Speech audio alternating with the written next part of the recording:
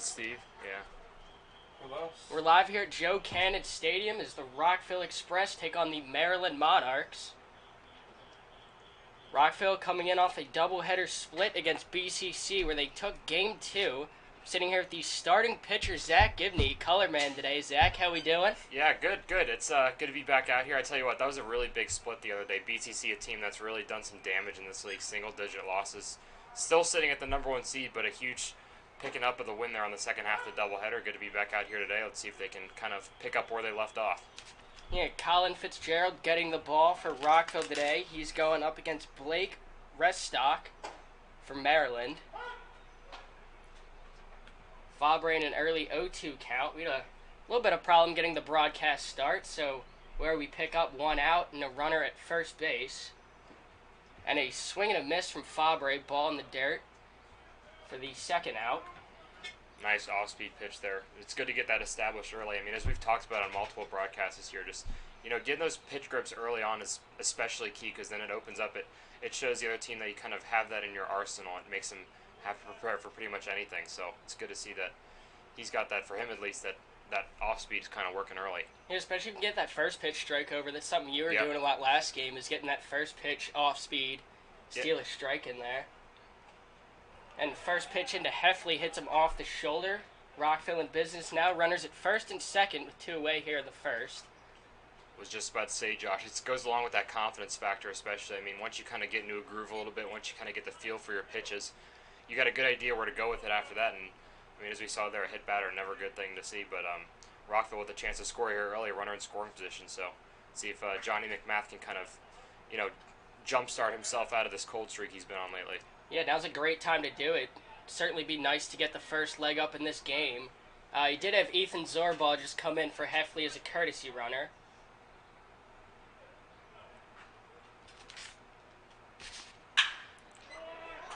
And first pitch to McMath, lined into right, around third and headed home. And play at the plate, and he's in safe. Rockville a 1-0 lead as Steven Orsini comes around to score on the Johnny McMath single. And I tell you what, we've seen Johnny take some swings where it doesn't exactly look like he's the most confident, but that one really looked like it had some conviction on it. Line drive into right field, great to see from him trying to get back on track here.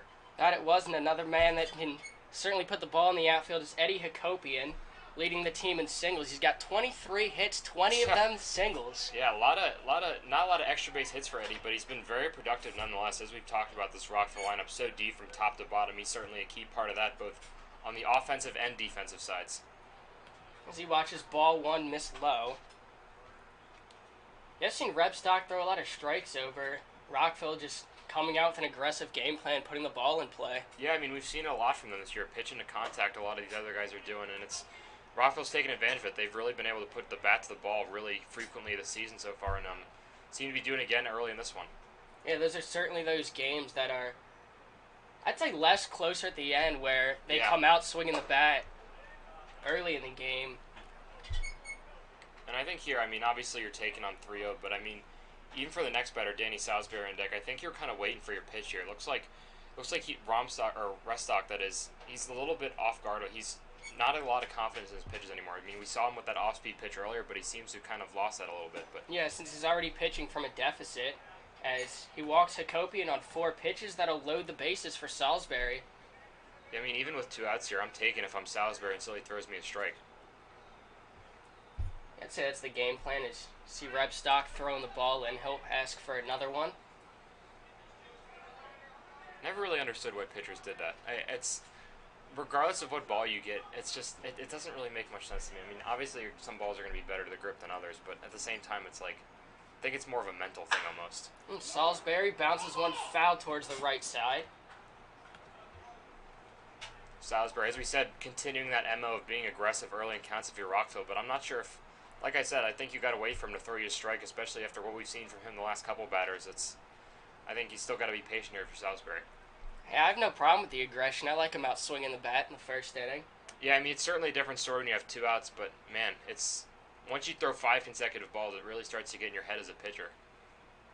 As this breaking ball misses outside, evens the count at 1. We do have a doubleheader here today, so we will be playing back-to-back 7-inning games. I mean, that's something you certainly have to make an adjustment to as a team, but I mean, if you're Rockville, you've already played so many of those that it's just become a custom. Meanwhile, Salisbury into center field. This will score one, and around third is McMath, and he's going to score a 3-0 ball game here in the first inning.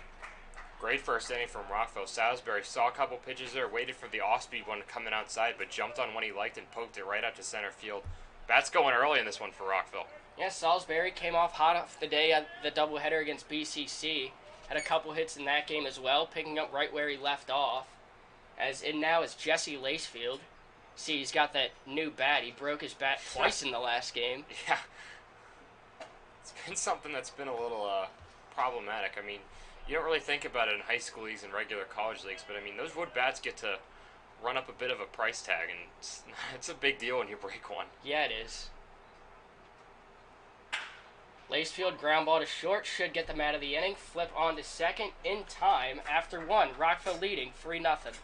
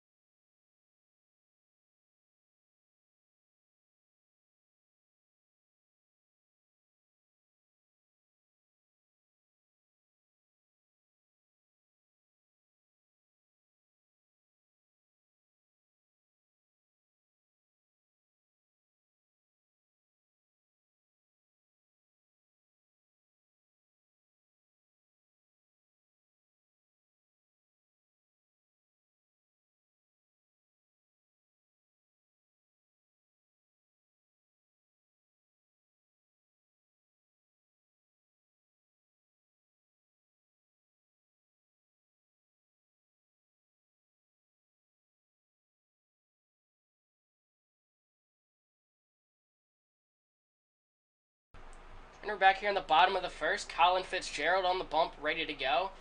A little bit of a long outing for him last time, but what are you looking for from him today to get back on it? Yeah, I mean, as we've seen a couple of these Rockville starters, it's not a lot of consistency with their starting rotation. I mean, Fitzgerald, one of these guys we've only seen a couple of times this year. He's had some trouble. I mean, 8 earned runs and 7 1/3. So I mean, kind of looking to rebound from that. But I mean, as we've said earlier, just consistent strikes early on does so much for a pitcher's mental state, and it just.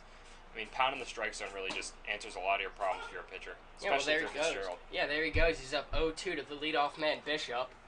Bishop, the opposing shortstop, he's in an 0-2 count. And for Fitzgerald, I mean, as you can see, he's thrown pretty hard. It's not necessarily been the hit ability off him. It's more just been the control and the walks. I mean, he's got 9 walks and 7 1/3, so that's something to keep an eye on as this game goes along. Yeah, certainly you don't want to add too many base runners, and the more walks you do, the more it drives up your pitch count as well. Yeah, exactly. And I mean, if you're Rockville, if so many of these staggered games, especially with the doubleheaders, you want to save that back end of the bullpen, so that's going to be key to watch as well. Wow, the 2-2. Close pitch there misses. Heffley try to get the frame. One thing you do see is Ethan Zorbald not in the lineup for this game. Got to think he'll be catching game 2. Yeah, I mean, as you talked about Ryan Maley going down early in the year with the injury that he's got on him, so Heffley been asked to pick up the load a little bit more. So lost Tim Nicholson for the season, and now the last few games without Maley with the wrist. Yeah, I will say this though, as a pitcher, for Fitzgerald especially going out as a new guy, it's like there's not a better guy to have behind the plate than Heffley. Yeah, here's a bounce ball up the middle. Hakopian ranging to his right, and unable to get Bishop as he'll beat out the infield single. Maryland with their first base runner of the game. That's a nice pitch from Fitzgerald. Fastball low and away there, but I mean, just got a piece of it, hit it to no man's land. Not really much you can do if you're a Hakopian there. Just playing in normal depth, that ball just kind of died on the infield grass and lead off base hit for for Maryland. And that'll bring up Mac Mickelson hitting second. Steps in, he's got a man over there at first, following the infield single. Bouncing ball to Furlong at short, and bobbled. And an early error here for Rockville, as Maryland now with runners at first and second. I mean, as we've harped on multiple times, it's just Furlong's had his struggles on the defensive side for sure. He's been a pretty consistent player since he came back for a little bit there, but I mean, another error picked up there is unfortunate to see, but hopefully he can kind of get back on track defensively. Yeah, I believe that's 13 on the season for him. I was hoping, because he came back from that stretch. He missed about a week and a half of games. He came back and made, I think, 5 plays, and all 5 hit to him in his first game back, and then back where we started, unfortunately. As you said, he looked really good when he came back, but, again, just that mental aspect of, going out there and not having the confidence that you're going to be able to make plays like that is something that's just so huge from the defensive side. Mm-hmm.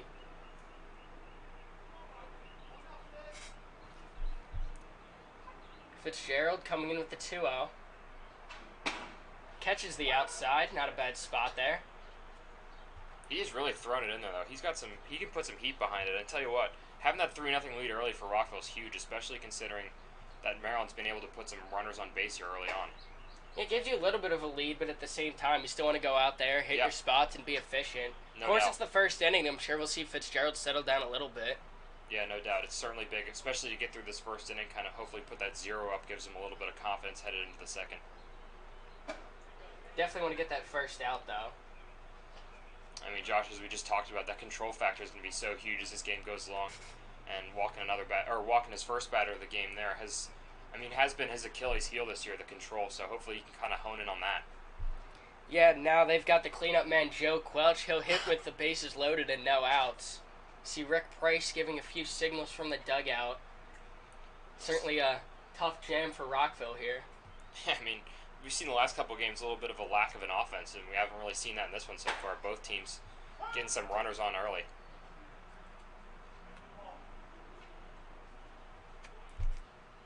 Fitzgerald, the 0-1. And in the dirt, good block by Heffley. That could have been a run. Saw that in the game against BCC the other day. The game-tying run for BCC in the top of the 7th, scoring off of a wild pitch. Certainly something as a pitcher you can't do with a runner on third. Yeah, as I said before, too, Heffley's stud behind the plate there. He calls a great game and just plays, as you can see there, well defensively, blocks pretty much anything that he can. And that's big for a pitcher like Fitzgerald, too. He's had some control issues early in this one. He's pumping, too, so, Heffley's going to be put to work, it looks like, in this one. Yeah, Rick Price already out. See him possibly giving Fitzgerald the rosin bag is what it looks like. Yeah, we saw that with Jesse Lacefield, too, last game. Just having trouble gripping the pitches early on. And he came in relief there. It looked like that might have been the sweat with him there. But, yeah, no doubt. Especially with a guy like Fitzgerald who has such an electric fastball, you don't want to be soaring that to the backstop thanks to your grip. Mm-hmm. 1-1 in from him. It's a swing and a miss. He's up in the count 1-2 now. As you can see there, he can beat guys with his fastball, so it's just a control thing for him at this point, really. Yeah, and you get that working and everything else opens up. As the 1-2 catches the outside. Big strikeout there as the bases remain loaded with one away. Great pitch there from Fitzgerald. Might have missed the outside corner by a little bit from up here, but certainly a good pitch nonetheless. Great spot with 2 strikes, especially in a huge first out of the inning. Yeah, it's something we got to watch the rest of this game is where that outside strikes in is. Of course, in a league like this, it changes on a day-to-day basis. So he gets a foul ball straight back towards us. Another thing about that early lead, granted it is still the first inning, but it makes you much more comfortable trading that first run for an out or a double play or not a double play, but just an out, because it just seems like, a 3-1 lead is much less daunting than a 1-0 deficit early on. It's just all that the offense early for Rockville just paying dividends here. Yeah, Fitzgerald finding his footing now ahead at 0-2 to Bohm. Bohm, the opposing first baseman. Expecting Fitzgerald to go off speed here. It looked like Bohm kind of timed that last fastball up a little bit. I'm guessing Heffley's going to call for the off speed here. And the 0-2 in from Fitzgerald. Oof. A fastball gets a foul ball back. Still late on it. Yeah, he is still late on it. Looked like he had that last one timed up a little bit, but was late on that that most recent pitch from Fitzgerald. So, I mean, Heffley, guess he saw that he was kind of beat by it and chose to go back to it. I mean, you got to be standing back now if you're blown, but this is where I think a good spot to put in the off-speed pitch. Hitters expecting fastball, throwing the deuce. I don't know. I might go back high fastball because he hit that spot on the outside right where it was called a batter a go. You see Blome, he's obviously looking for it. Now's the time to blow one by him up in the upper part of the zone, and there it is. There you go. I mean, off-speed what? Yeah, I mean, it seems like he's got a command of his fastball now. It's like we've seen some trouble with the off-speed pitches, so I guess never a bad idea to go back to the pitch that was working and a big second out. Yes, that'll bring up Alex Elliott, playing third today. Still batting with the bases loaded. Maryland unable to push any across. Ground ball to Hakopian, fielded, throw over to first in time. Rockville escaping bases loaded with no outs, coming all the way back to keep this a scoreless ball game when we come back in the top of the second.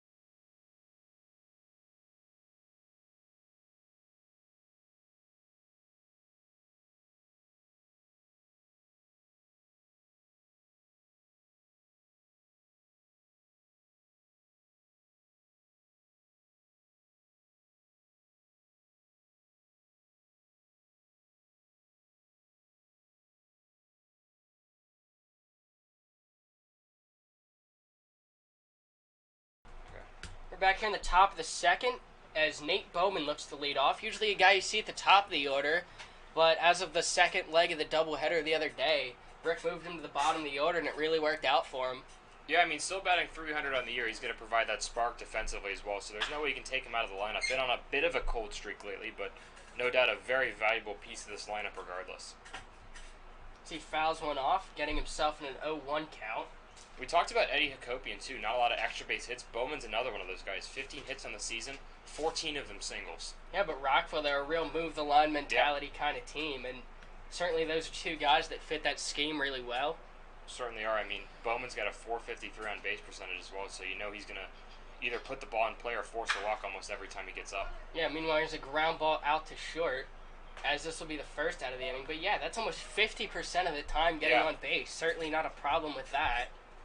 I mean, it's exactly what you look for from a leadoff hitter. Just kind of get things started. Not necessarily looking for that power jolt at the top of the lineup, but he doesn't need to be, and he's been very successful in that role so far this year. And I mean, we'll see how it works from the 9 spot, but nevertheless, still hitting well. Yeah, meanwhile, Rockville electing to bat 10 today. That'll be Charlie Furlong in the 10 spot. He looks to redeem himself as he watches strike one there.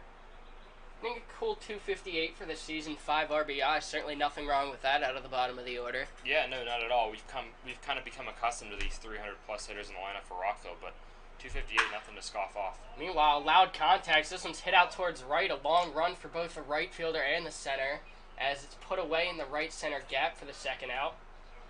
That's something to watch as this game goes along as well. We're kind of used to Latonia, very kind of just circular shape in the outfield there, but it looks like it kind of jets out a little bit towards right center field. Pretty deep there, it looks like. Yeah, these Monarch outfielders certainly more accustomed to it than Rockville. They got to that ball pretty quickly. See if that makes any difference in this game. Meanwhile, the lineup flips over for Kean Saylor as he watches ball one. Saylor had the walk-off hit the other night out of the leadoff spot, certainly granting him the position back up there. Yeah, that was a bizarre game. I mean, he's only a 167 hitter on the year, but as we said, a D1 commit and really does it all for Rockville pitching as well.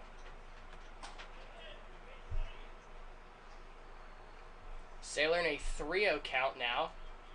2 outs, an opportunity for a base runner here. 3-0, I'm certainly taking. Yeah, for sure. As interesting gimme call there on the outside. Yeah. Certainly looked to cross the other batter's box, but nevertheless 3-1. Saylor, ground ball towards the right side and into right field, as this will be the 4th hit of the day for Rockville, a 2-out single for Kean Saylor. I mean, he's not leading off this inning, but that's exactly what you're looking for your leadoff hitter. Working the count up a little bit and just kind of poking a single out there to right field. Hopefully Rockville can get some going here with 2 outs. And that'll bring up Steven Orsini, possibly the hottest hitter in this lineup. Yep. Already a base hit today, had a double and a triple last game as well. As first pitch goes behind him, Saylor will advance easily. Yeah, I mean, as you talked about, splitting that series against BCC was huge, and he was a big part of why they won that game too. There, I mean, putting that triple down, scoring 3 runs earlier on in that one, gave him a little bit of a cushion to work with early on. Even though they ended up coming back to tie it, did BCC, Rockville ended up holding on. So that 3-run triple undoubtedly a huge reason why BCC kind of dropped that one there. Yeah, Orsini, that whole series, he was that guy. There wasn't a whole lot of offense against BCC, but he gave the 2-run home run in that first game, and then, yeah, it was the majority of the offense in the win the other day. Check back at second, 1-1. Good breaking ball as it comes back to the outside corner for strike 2. Yeah, I mean, rep stock, we haven't really seen that breaking ball too much after that first inning, but I mean, going backdoor there was really nice pitch there to get strike 2. 1-2 to Orsini, same pitch, different spot as this misses low and in. We'll even things at 2. We've got 2 on, 2 out, and a runner at second here in the top of the second. As Saylor breaks for third, and he'll be thrown out. Yeah, you don't want to do that to end the inning, but nevertheless, after 2, Rockville leading, 3-0.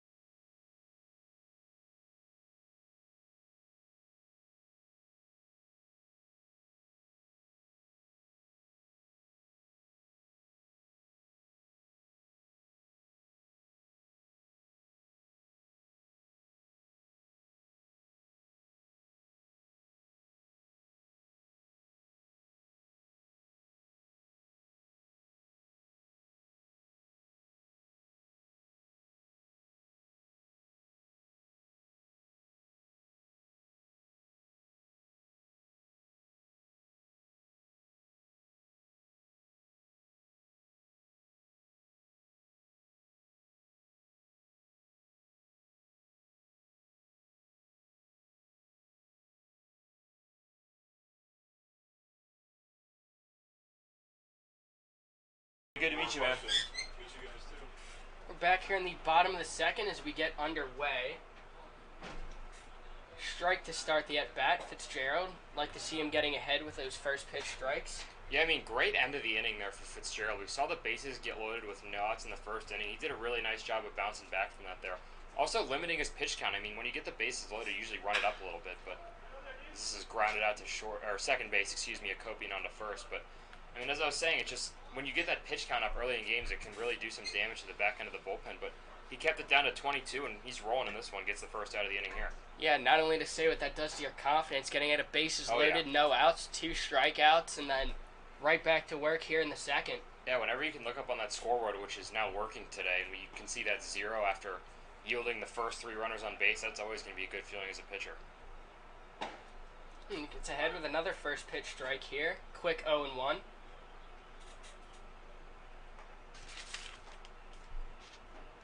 Be Josh Lance, the opposing catcher. I apologize, playing left field today.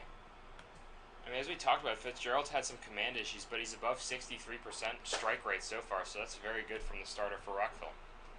And it is. Behind 2-1 in the count here.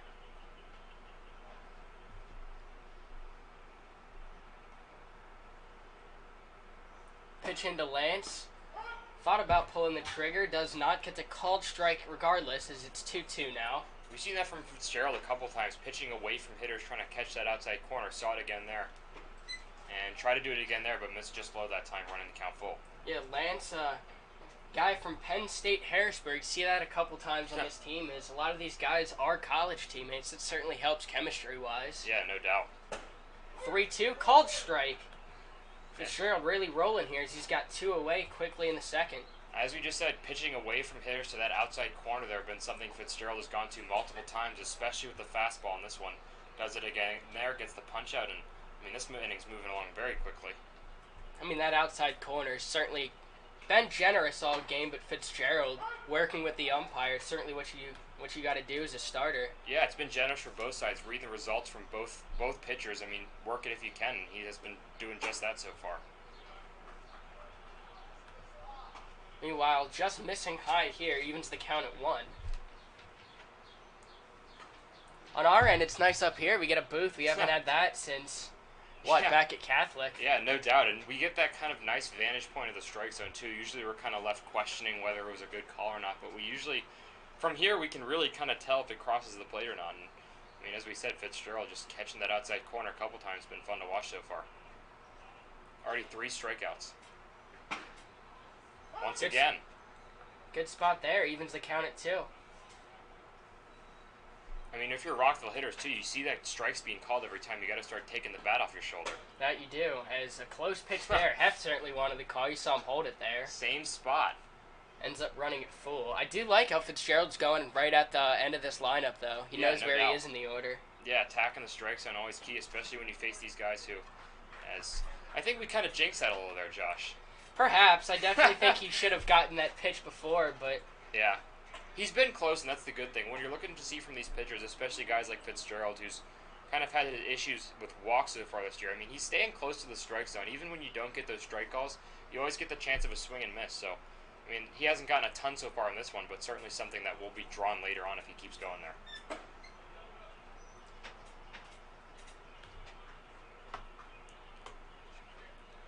First pitch to Goetzer misses high, as he's got a 1-0 count now.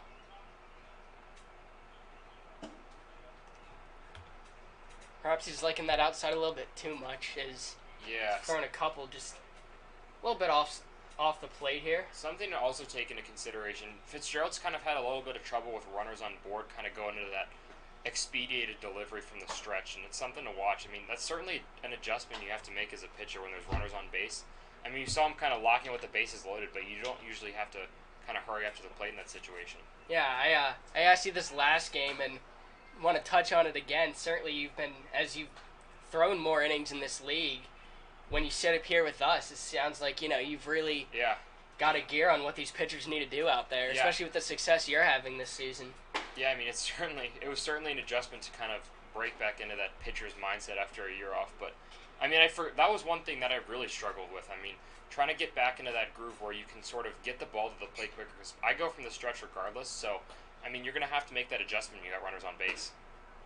A swing and a miss, runs the count full.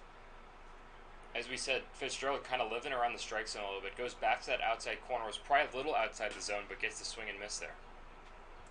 This is his 3rd full count of the inning. Certainly interesting play out here is... He's getting a lot of good results on the mound, but working deep into counts. Yeah, certainly is. I mean, certainly something to watch if you're the Rockville coaching staff, running that pitch count up a little bit early. He's now at 41 through 1 2/3, but I mean he's doing pretty well so far as he gets the swing and miss there. As that's where we're going to have to leave it. His 4th strikeout of the game. Rockville still leading 3-0 when we come back.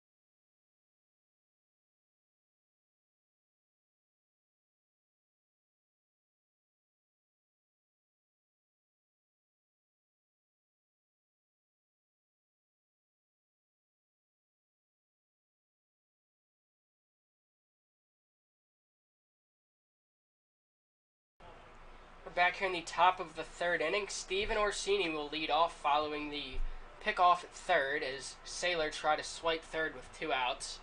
Yeah, I mean, Orsini's slowly creeping his way up the kind of power rankings of hitters in this lineup, now to 328 on the year. And he's a guy who can poke it down for extra bases, too. I mean, we talked about Jacoby and a couple other guys who usually rely on singles. I mean, Orsini, as we've seen the last couple games, able to stretch it into extra bases. He's got 10 on the year, so he's been able to really add that aspect to the game as well for Rockville. Yeah, like I said last game, he's one of 2 Rockville Express hitters with multiple home runs on the season. He's certainly a guy that can hit and hit for power. Yeah, he's already 1 for 1 in this game, scored the first run for Rockville as well, so no doubt a hot bat in this lineup. Ooh, swinging a foul tip quickly in an 0-2 count for him. Probably choke up on the bat a little bit here if you're Orsini. See Rebstock doing a much better job of putting the ball over the plate as he settled down a little bit from that rough first inning. Yeah, certainly is. I feel like every time we've said that about either side so far, they've started to kind of lose their command a little bit, so the reverse of jinx here maybe, Josh? Coming for you, Rebstock. 1-2 on the way. Grounded towards first. This will get foul. So Orsini looking to fight it off there as he stays alive. Yeah, I mean, he was expecting fastball on that one, it looked like, but really nice job to able to kind of spoil that one off to the side. Was no doubt early on it, but, staying alive any way you can up down 1-2 in a count is certainly key, especially when you're leading off an inning. Yeah, Orsini, no doubt a pull-sided hitter. Certainly something to take notice of that 3-10 out and right. There's another ground ball to first, as he'll take it to the bag himself for the first out. Really nice piece of pitching there from Rebstock. I mean, you saw he was early on the off-speed pitch on that last one. Goes right back to it. Orsini again expecting fastball, again out in front. Putting this one in play, and it's just an easy ground ball to first. And that'll bring up Rayo Fabre, another one of the guys that just worked himself up to the top of the order, batting 3rd today. Yeah, he's another one of these guys who's been on a bit of a cold stretch so far this season, but he's a guy, I mean, we've seen him put the ball in play so much this year. He's undoubtedly going to turn it around as well. It's just a matter of getting that first hit and kind of building off of it. Meanwhile, a foul ball actually gets out of the stadium as it just missed the netting behind the plate. First time we've really had to say that this year, out of the stadium. It's kind of a nice little overhang here at Joe Cannon Stadium. Rebstock tries to go front door with a breaking ball. Doesn't get it over enough as count goes even at 1.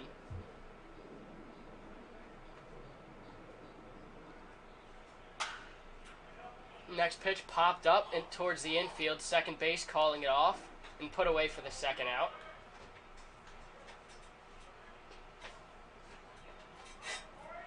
I mean, you take away the runs allowed, and Fitzgerald and Rebstock are having pretty similar games. Rebstock certainly settling in after that tumultuous first inning. He's up to 42 pitches now, very similar spot to where Fitzgerald is. So these two teams might have to be working their bullpens in a pretty similar fashion as we see an arm up in the bullpen for Maryland already. Heffley connects and sends one out towards left. This will get down for extra bases. As there he goes towards second, he'll be in standing with a 2-out double. Love to see it from James Heffley, attacking early in the count. Saw a pitch he liked there and just turned on it, putting it into the left field corner there. And all of a sudden, if you're Rockville, you got a runner in scoring position for Johnny McMath, who picked up a hit in his first at bat. Yeah, Heffley now taking the lead on the team in doubles. That's his 7th of the season, taking the lead over Orsini and McMath. As, yeah, he's been a guy picking up many extra base hits for this club. He had a home run a few days back, his first of the season, so another one of those guys that you knew it was coming all along. Really, that bat woke up, and he's hot as they come right now. And if you're McMath, too, after that cold stretch, you got an RBI single in your first appearance of the game, you got to be feeling pretty confident as well, especially after what you just saw Heffley do. Yeah, McMath, one of those guys who's been playing through injury, so hat tip there for sure. Here's another one towards the right side. Bobbled out at first. Throw over, gets away, and this will bring home Zorbaugh. And, yeah, ball out of play. Rockville will score on the E3.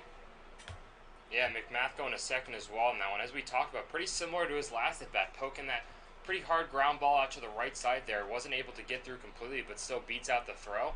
Is able to move up to second on the air. So, nice offensive spree going here for Rockville, 2 outs. Yeah, put the ball in play and good things will happen. Rockville still threatening with McMath now in scoring position. No doubt, and then you got to face Eddie Akopian in the heart of this order as well. He's already gotten on base once today, and he's been shown to be able to put the ball in play as well.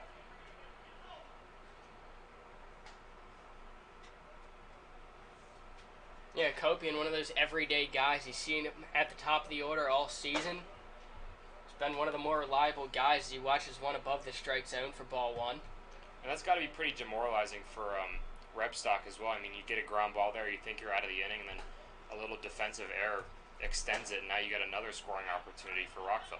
I mean, it was a tough play. He did knock it down. He had a chance to get that throw over, but unfortunately just threw it away. No doubt, but I mean, on a ground ball to the right side of the infield, you're not expecting that run to score from second, and there's really not much he could have done about it either. Yeah, fair enough. At the least, just hold on to it. Exactly. Go with the next guy with first and third.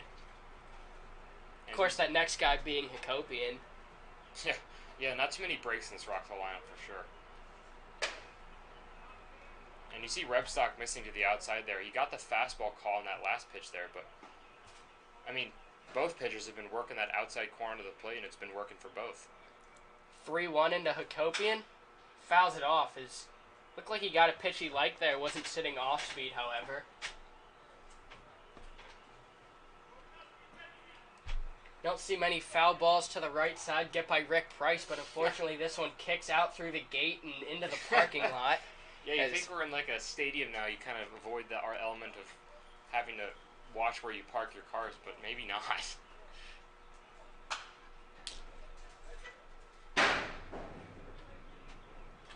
Copian fighting that one off. Something we said about him all season is that he's one of those guys who's always willing to work deep into counts, especially with runners in scoring position.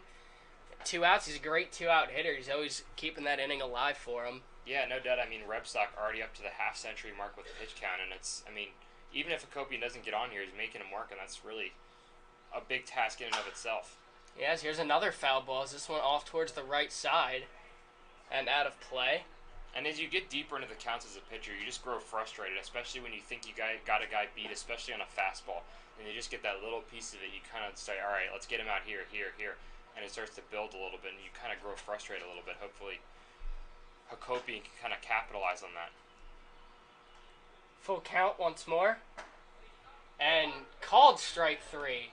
As a generous call on the outside will get the Monarchs out of this inning. Not before Rockville gets their 4th run of the ball game when we come back.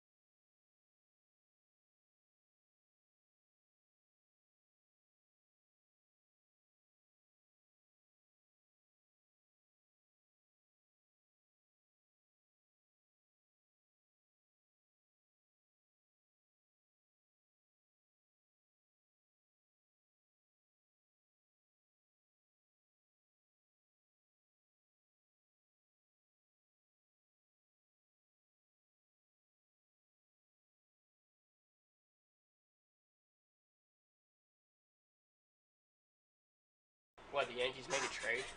No, it was because it was like the. We're back here in the bottom of the third. Bishop will lead off as he is the only hit of the ball game for the Monarchs.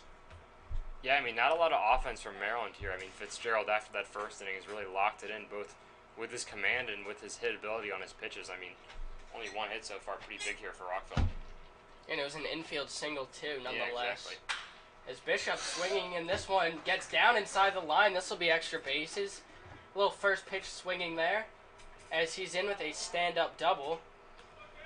The announcer's jinx just in full effect today. As soon as we mentioned the fact that there hasn't really been much hard contact off of Fitzgerald, a double into the corner. I mean, did you expect anything else? Meanwhile, that'll bring up Mickelson as he's got a runner in scoring position. Ground ball to the right side. This will advance him, but not before the play is made by McMath.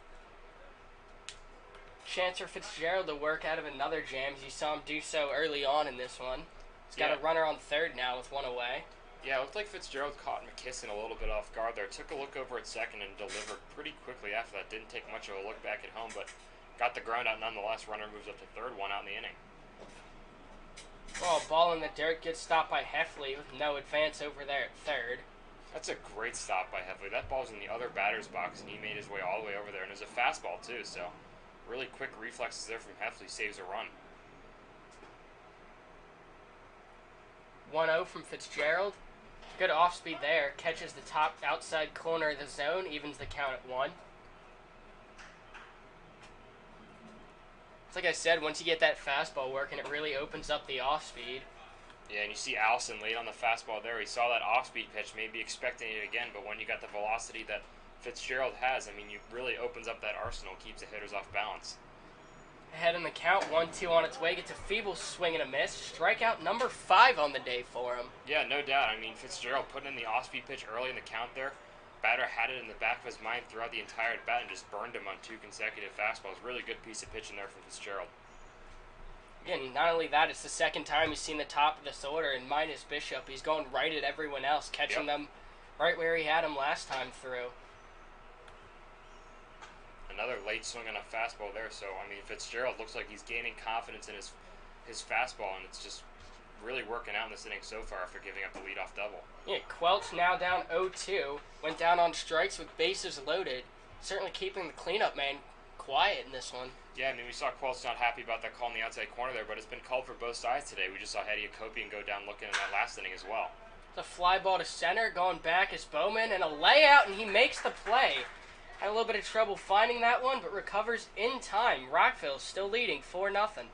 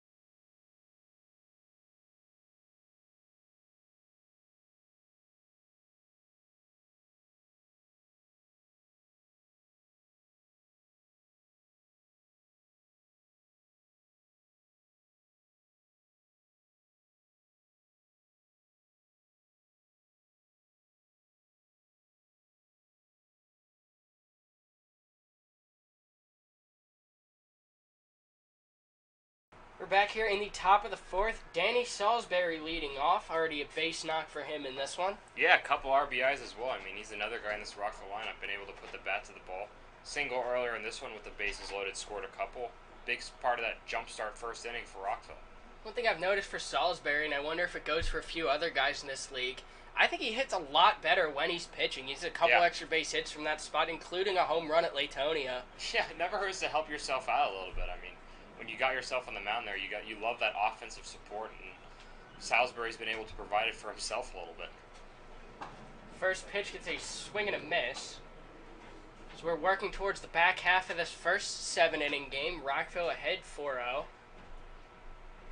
Certainly pouring the offense on is what you'd love to see.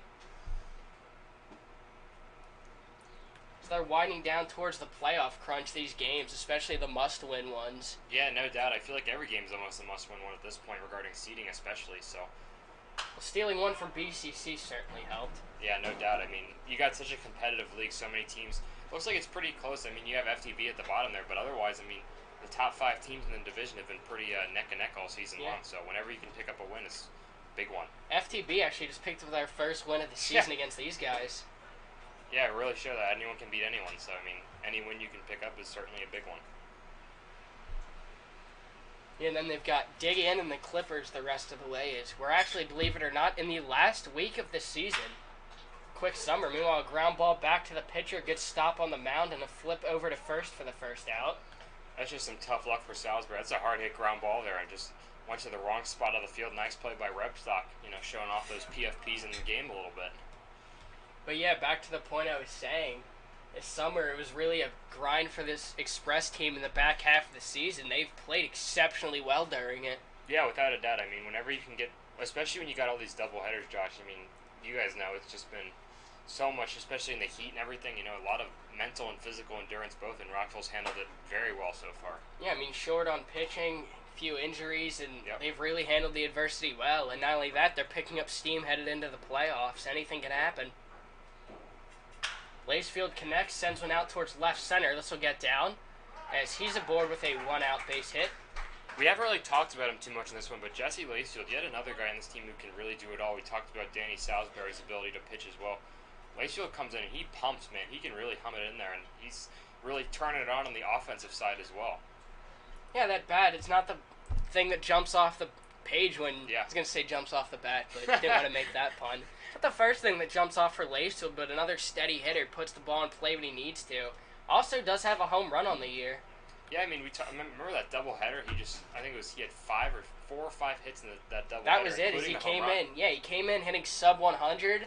I actually sat down with him before the game, gave him an interview, and 20 minutes later, he puts one over the fence leading off. I mean, the only pregame interview we've done all season, I think, so, I mean, coincidence, I think not. Certainly a sign to keep those going. Yeah, no doubt. Did talk to Hef. He said he might come join us for game 2, since likely will not be in the lineup. Yeah, that kind of revolving door at catcher there for Rockville now with the injuries. I guess Hef's going to get some time off. It's good to see from him. He certainly deserves it. Bowman fouling one off. Yeah, it's certainly, again, it gives Zorba a few innings there, too. He's been the emergency catcher.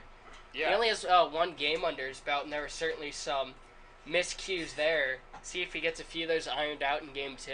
Yeah, I mean, he's been able to play pretty much ever on the diamond pretty well, so I think he'll be able to kind of polish up his catching abilities. But, I mean, we talked about it. I mean, just the ability to have these catchers on the roster has been so huge, and Zorba's been kind of thrown into a tough spot there as Bowman strikes out. Yeah, I mean, and that really speaks to the versatility of this team, too. Yeah. It's guys that can do it all. As you've seen all season, guys that play multiple positions, and Rick able to move him around. Certainly give him his credit as well. Yeah, without a doubt. It seems like he's been pressing the right buttons this year. Everyone...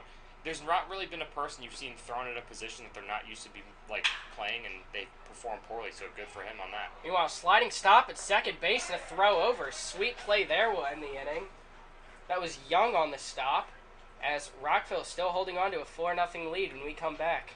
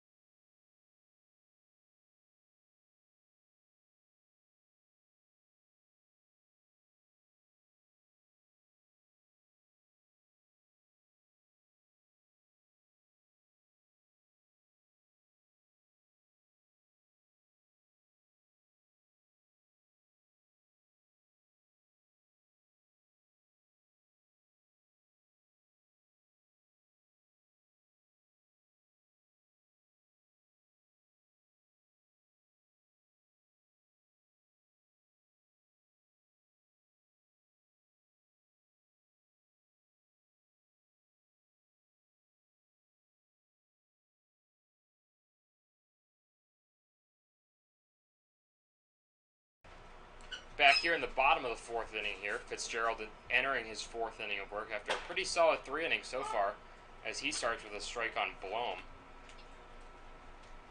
I mean, yeah, that's been the tale of the tape for him, is he really settled down after that first inning. Late in that first inning, he's really come along, putting the ball over the plate well.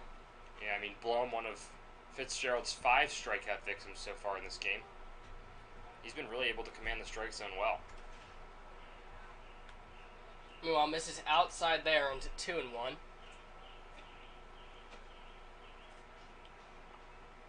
So only 2 hits for Maryland. So, I mean, as we said before, it's all about command for Fitzgerald. If he's able to kind of lock it in on the strike zone as this game goes along, they haven't really been able to hit him so far. So, I mean, if he's able to pump in strikes as he's been doing the last few innings, he should be good to go. And he should. There were some concerns of rain during the second game. It was looking like there was a 90% chance of rain, now down to 30. Certainly a good sign, as both teams want to get both of these games in today. Yeah, I mean, no doubt, as we talked about, the schedules have become so compressed as the seasons have gone along, whether that's rain delays or just postponements or whatever the deal may be. It's good to see that these games look like they'll be able to get in. And, I mean, as we talked about, the more games you get in, the better. Rockville actually winning both rain delays they've been in. Something that's worked out for them. Meanwhile, this one goes the other way into the right center gap. Maryland Monarchs now with runners at the corners, none away. Yeah, I mean, the other thing to look at in the MCBL, too, is they go off of straight wins rather than winning percentage. So the more opportunities you get to win games, the better off you are when it comes to seeding and your chances to make the playoffs. So, I mean, as we said, huge getting these couple games in for Rockville and Maryland as well. Especially winnable games. Yep. We were just talking about Fitzgerald not allowing too many hits, and he gives up another one there. But, I mean, only number 3. Yeah, I mean, we've seen him in no-out jams a couple times in this one so far. He's been able to get out of it so far as this bunt goes down here. Yeah, safety squeeze. Fitzgerald's going to have to take it himself as McMath was out in no man's land. This will get the run in and the runner over to second. Monarchs certainly willing to trade it out for a run there, as that's their first of the day. Yeah, I don't think that's the worst-case scenario for Rockville either. Granted, you don't want that run to score, especially with 1 out and the runner moving up to scoring position. But, I mean, when you got runners in the corners and you can kind of take one of them out either way you can, it's a small victory, but it is a victory nonetheless. Still a 3-run lead there. Yeah, Maryland trying to force the action there as they keep a guy in scoring position. Meanwhile, 1 out now for Wentz. Watches ball 1 outside. I like that off-speed pitch there a lot from Fitzgerald, tailing away from the right-handed hitter. It was a good pitch to draw a swing and a miss. Almost got the call as well on that outside corner yet again. 1-0 fouled straight back into the backstop, evens it at 1.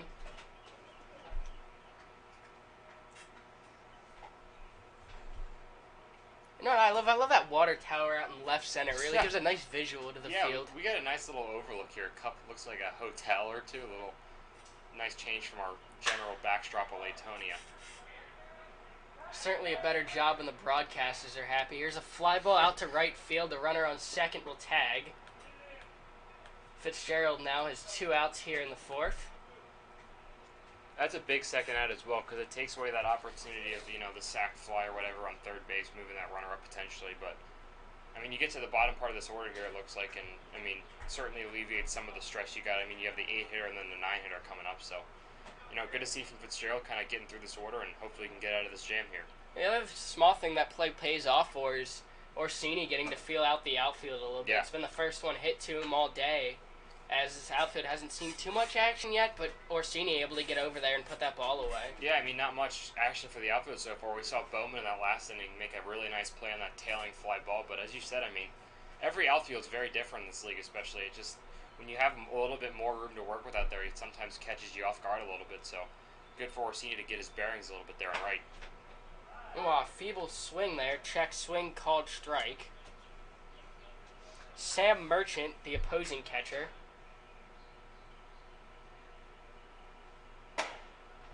He watches 1 high.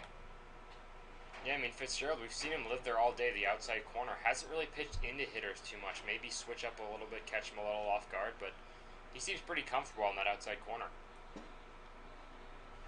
Meanwhile, misses low there. Again, trying to go there. Breaking ball looked good for about 58 feet, where you want to put it. Yep. Maybe not the best pitch on a 2-1 count, but, I mean, certainly good to see from Fitzgerald. He's got the grips on his off-speed pitches. I agree. I mean, with that runner at third and the way his fastball's been working, I don't really see much need for the off-speed. Yeah. I mean, you see it again there. He brings the count full on the fastball. It's been working for him, so. Yeah, I mean, you don't also want to run the risk of putting a breaking ball in the dirt and that runner from third scoring. Especially with a lead, comes back and gets strikeout number 6. Bounces back in the count with a fastball. Rockville hanging on to a 4-1 lead as we head towards the 5th.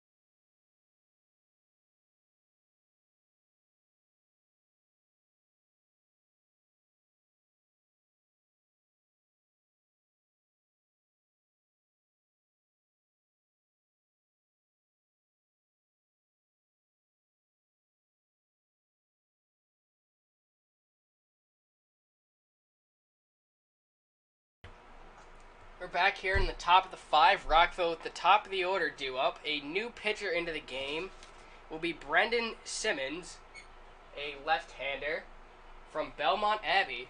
He'll take the ball, try to get a few innings here in the top of the 5th. Yeah, I mean, bit of a different look on the mound for Maryland, bringing in that lefty. There's certainly an adjustment needs to be made from Rockville hitters, but they've shown their ability to hit left-handed pitching so far this season. They'll look to continue on that. Yeah, I mean, they've hit well against lefties, and they do have a lot in the order. Sailor being one. Yeah, I mean, you also got the top of your order starting off here, all of whom have hit pretty well in this game so far, so certainly a good sign against a new pitcher. Yeah, it's one thing I've noticed all season is Rockville, the majority of their hitters are left-handed. You don't see that too often. Yeah, the other thing about this lineup, it's been very balanced today. I mean, 6 hits total, all coming from 6 different guys, so certainly it's good to see that there's really no breaks in the lineup. Sailor, one of the 6 men in this lineup with hits, he'll look to get another one here. Yeah, 3-0. At least got on bases. Oh, wow. Thought he had ball 4. I did too. Yeah, I mean, we've seen that outside corner get called a little bit. Working it inside there to Simmons, and he gets the call on a questionable 4th pitch of the at-bat. And there's ball 4 regardless. Saw Sailor do that last time, worked the count 3-0 and ended up reaching on a single. Yeah, I'm also surprised to see Simmons working so quickly after just checking into the game. I mean, taking very little time between pitches to get set and kind of get his bearings a little bit. Orsini trying to show bunt, pops it straight up and foul. So no, unfortunately, he was able to get to that. 0-1. Yeah, I mean, Rick's been, at times this year, has been shown his willingness to play small ball. I mean, we've seen a couple guys lay down bunts. I don't really get it with Orsini here, though, considering how hot he's been with the bat. I mean, already 1 hit in this one. He's had a couple extra base hits in the past couple games. I think you let him swing the bat here. Yeah, I mean, as the second hole hitter, though, I think that's more of the thinking there is with the leadoff man on, bring up the middle of the order. Is Orsini showing bunt again? Much better this time. Throw will get him at first, as Sailor will advance. And The ball almost came out there, calls him out still, but a little bit of a bobble on the first baseman there by Blome. But yeah, Orsini does his job, lays down a nice bunt, gets the runner up to scoring position. So I guess if that's what you're looking for, that's the job he's going to do. Did a good job there, moves the runner up, and Sailor's in scoring position now with one guy out in the inning. Excuse me. Yeah, Rick trying to get that run back, sets up Fabre now with a runner on second and one away. Fabre, the only of the first 5 hitters for Rockville to not have a hit so far in this one. Looks to change that here. Certainly been a keystone guy for the Express. One of the leading RBI men on the team with 11. The ball in the dirt, runs the count 2-0 now. You swinging here, Josh? 2-0? Yeah, I mean, I like the aggression. It's one thing Rockville is doing all year, and I was just getting ready to say, is they pounce on bullpens. Yeah. That's really when they feed, is once they come in, especially once they start off slow like this. As you see him trying to get his footing back on the mound, that's really the chance where you want to be aggressive. Yeah, nice pitch there by Simmons, pitching into the lefty, or into the righty there, Fabre, and looked like a cutter. Nice pitch there, Fabre, looking fastball, wasn't expecting that though. Meanwhile, comes back with an off speed that, not a bad spot on the outside, yeah, missing a little high. We've seen it called all day, that outside corner there. Looked like he just, as you said, missed a little bit high, but certainly a call he could have gotten there. 3-1 to Fabre, swung on and crushed out towards left center. This will be extra bases and possibly then some as it one hops the wall. Fabre around second and he'll hold there. Rockville out to a 5-1 lead now. Great piece of hitting there by Fabre. I mean, we saw him on that fastball get caught a little bit off guard. Wouldn't get caught off guard again there. Drives that one a mile out into that left center field gap. I mean, we talked about how deep that was. That might have been out at Latonia.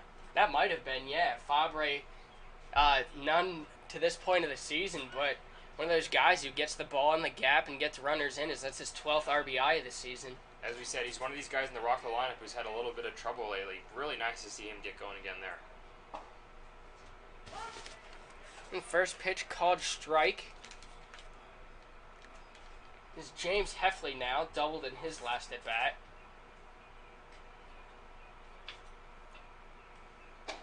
Seen Heff a couple different places in the lineup. Saw him lead off a few times, back now in the cleanup spot. As other bats have started to wake up in the lineup, you see him right in the meat of that order. Yeah, no doubt. He's been shown his versatility with both with the bat and in the field as well, as we've seen him at second base a couple times this year.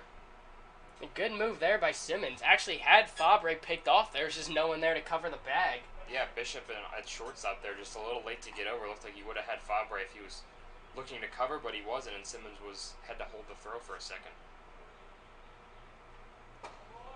Yeah, unfortunately shows your cards there as Rockville now knows the move. Yeah. Fabre undoubtedly will take less of a lead now off second base. Especially the hitter like Heffley up, who's shown to already has a double in this one. Certainly capable of driving in this run on second.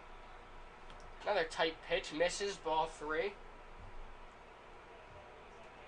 I mean, Simmons having trouble finding the strike zone so far. 14 pitches, only 5 strikes so far, so Rockville hitters might want to be patient here. Yeah, they've been extremely patient. They've put the good strikes in place. Here's another one. Heffley reaching on an infield single. Undoubtedly an infield single, as that was hit hard to shortstop, making him make a tough backhand play, and he just legs it out. Yeah, for sure. Hit it to a good spot in the infield. Pretty hard hit ground ball as well, so pretty impressive to even get a glove on that if you're Bishop, but easy base hit there for Heffley keeps the line moving for Johnny McMath. In another spot, and Pat's actually been harping on this all season, is McMath hitting incredible with 2 men on for him. I guess that's his thing, is he actually has, I think, 3 of his 4 home runs, I believe, are 3-run shots. That'd certainly get your RBI numbers up. I mean, as well, we've seen McMath struggle a little bit, but he's reached base twice, and this one once on a hit, RBI single, and once on an error, so no matter how you can get on, Rockville's been able to do so in this one so far, and McMath's been a big part of that. Yeah, he's been the lead RBI man for the team all season. Picked up his 19th already in this game, and a chance to do some more now as he's got 2 on for him.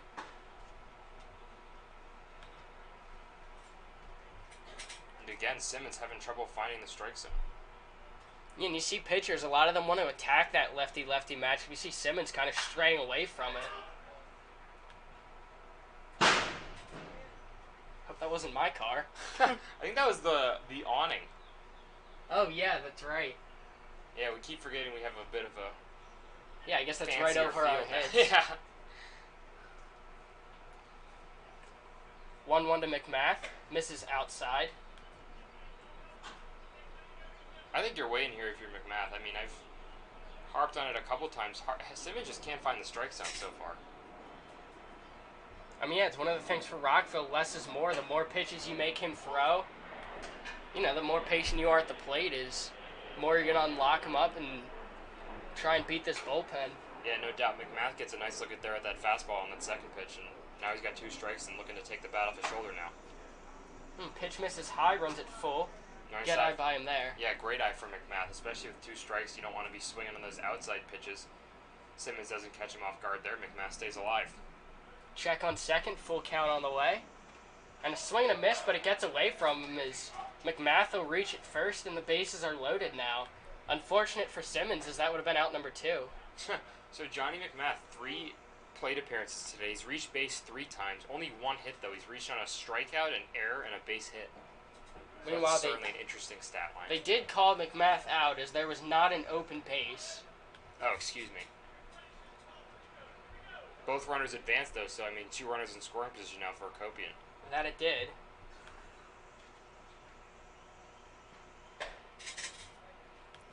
Pitch misses outside to him. That is the second out of the inning, however, but see if Hakopian can pick him up. As the 1-0 misses. Haven't seen much of a breaking ball from him either. These Rockville hitters are aware of that, and they're just waiting patiently for the fastball. Yeah, nothing much. We've seen a couple change-ups. Catches the outside corner there. That's a little bit further outside than the other ones we've seen called in the outside corner. But yeah, he's going heavy fastball here. Maybe a couple changes, but nothing too much when it comes to off-speed. Goes the other way and hit hard out towards right. This is going to get over his head as this will one-hop the wall. Eddie Hakopian into second base. His 4th double of the season. Rockville a 7-1 lead now. As we said, when you don't throw those off-speed pitches, hitters are going to time up your fastball and your changeup, and that's exactly what we saw from Hakopian there. Turning on that one, blasting into the right field, over the right fielder's head, and driving in another run here for Rockville. Yeah, really went oppo power there. Yeah, no doubt. Meanwhile, that sets up Salisbury's. Like I said, Rockville real move the line mentality. They've really attacked this bullpen out to a 7-1 lead now. Salisbury chance to continue that. And if you're Salisbury, you're undoubtedly looking fastball again. He hasn't shown anything else, so why look at it? Meanwhile, nearly hits him with the first pitch.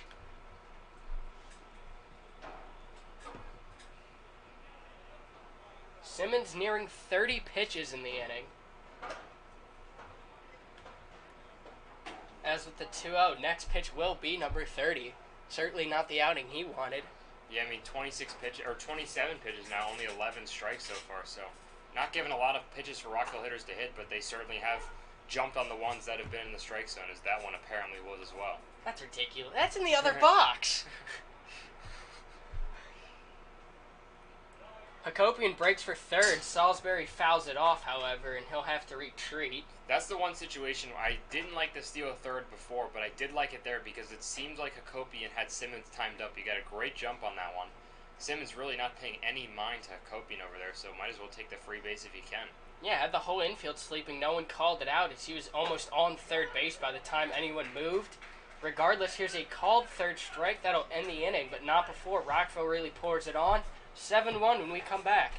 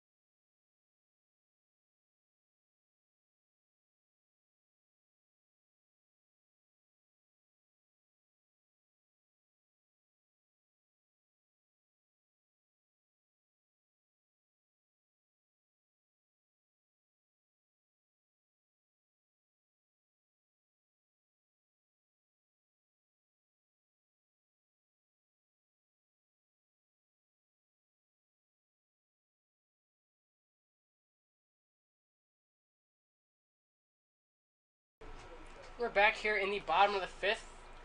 Fitzgerald's still out there at the ball. You like to see him out there eating innings. Yeah, no doubt. I mean, about to cross the 70 pitch mark, and he's pitched well so far, almost 60% strikes, only one earned run, and as we said, 6 strikeouts, so he's really gotten the swing and miss quite a lot. Meanwhile, first pitch here is crushed out towards left, trying to get under it and over his head, as this will be down for a double. That one hung up there for a while. It really did, and we've really got to stop complimenting players on Rockville, because it seems like every time we do, pitches just get annihilated, and we saw it again there. I mean, as I was finishing my sentence about how he was getting swings and misses, the furthest hit ball of the day off the bat of Maryland hitter. Yeah, I thought that was gone off the bat. So did Fabre. It stuck up there for a while, and he just couldn't get under it. Looked good and sounded good. That it did. First pitch to Bishop misses outside. I tell you what, for how many jams Fitzgerald has been in with no outs in the inning, he's been able to work his way out nicely. We saw 2 men on in that last inning, bases loaded in the first, all with no outs. He only yielded 1 run across those 2 innings. I mean, yeah, if you look at 1 run across this game, too, if you look at the base runners that the Monarchs have put on, they've had a lot of guys in scoring position but unable to convert, and that's large part of the job that Fitzgerald's been doing on the mound. Yeah, 6 runners left on base for Maryland today. That's the key reason why they're down in this one. Fly ball hit out to short center. This will keep the guy over at second as Hakopian makes a nice play on it. Ranging all the way back from second base, he's the one who ends up coming up with that play. Yeah, I mean, if you can get there if you're Hakopian, that's a tough play if you're ranging backwards, but nice play nonetheless, able to call him off. And, I mean, if that's what you're going to do, if you're going to range out in the center field, you got to be able to communicate. That's exactly what he did there. Yeah, he made a last-second lunge at it, too, as it was tailing a little bit, but nonetheless went away here.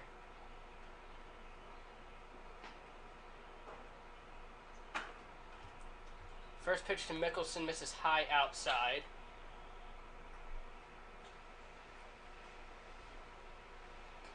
Umpire thought about a strike call there. If I'm the runner on second here for Maryland, I'm taking a bigger lead than he is right now.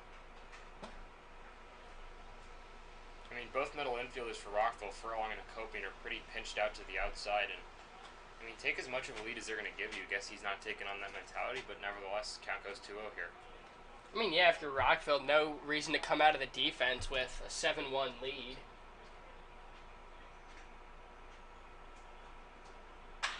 There's a ground ball to third. Check from Lacefield. First ball hit his way all day, and he throws it away as both runners will advance. And check around third, no advance any further. But the second error of the day for Rockville. Yeah, I mean, otherwise a pretty sound day of work in the defensive side for Rockville. We saw that error from Furlong, and now his fellow infielder on the left side, Jesse Lacefield, makes a throwing error here. But nevertheless, Fitzgerald been able to pop the strike zone all day. Hopefully he can continue to do the same here. Uncharacteristic of him for sure is he's been an anchor in this defensive lineup.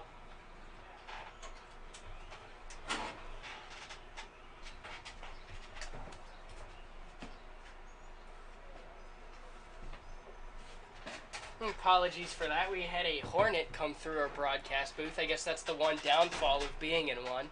Yeah, I mean, I feel like we kind of got to get used to that as this game goes along. We're going to have a couple wildlife come in here, but nevertheless.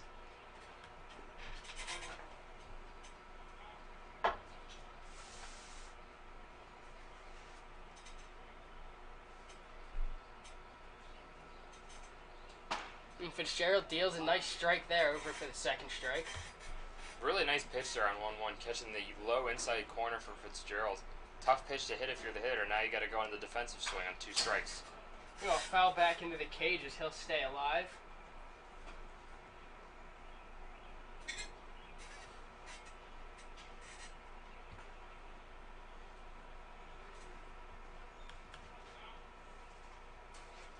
Fitzgerald still has 2 runners in scoring position as he tries to get out of it. Something he's done well all day, and certainly something you want to keep doing. Is you definitely want to hold this lead if you're Rockville. Yeah, I mean, as we talked about, he's let a fair amount of runners on base, but only 1 has scored so far, and that's really the only thing that matters. Full count once more. Misses high, and that'll load the bases. That's a nice pitch from Fitzgerald. Didn't miss by much there, but umpire's been very hesitant to call that high strike. We saw it again there, and now the bases are loaded for Maryland. With Quelch, the leadoff hitter, the cleanup hitter, as he's gone down on strikes twice now. Prior to the at-bat, Rick Price will come out and have a word with Fitzgerald. And while he does so, we're going to take a break up here.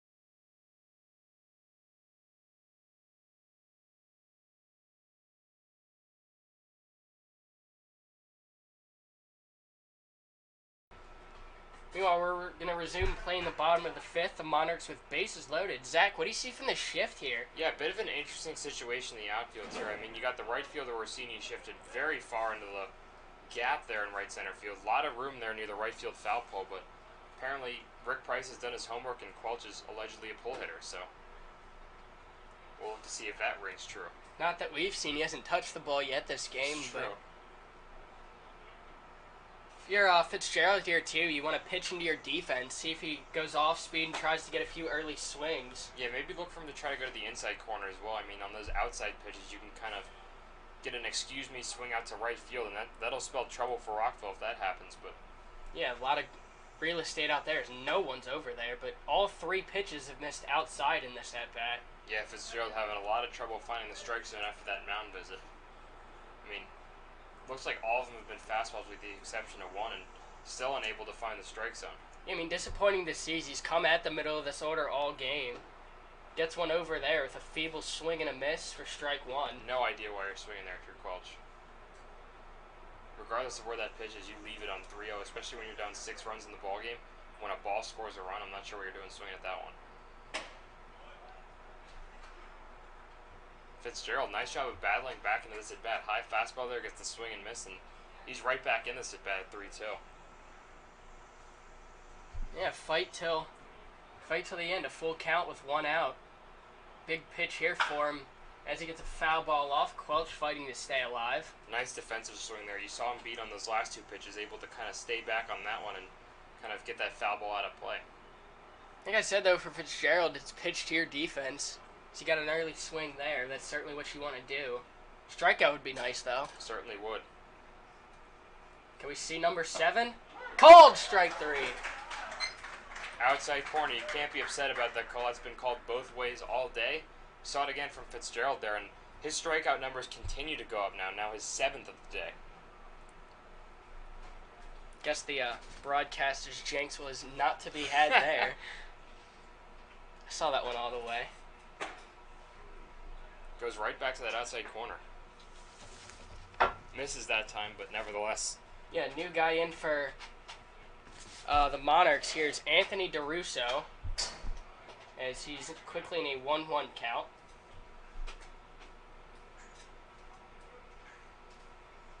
Late swing, tough position for him to come in with bases loaded, his team trailing by 6.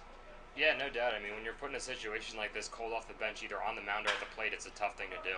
There's a high chopper to Hakopian. Reads it well as he had to backtrack a few steps. Over for the 3rd out. Rockville, another jam escaped. None runs come across the scores. It's 7-1.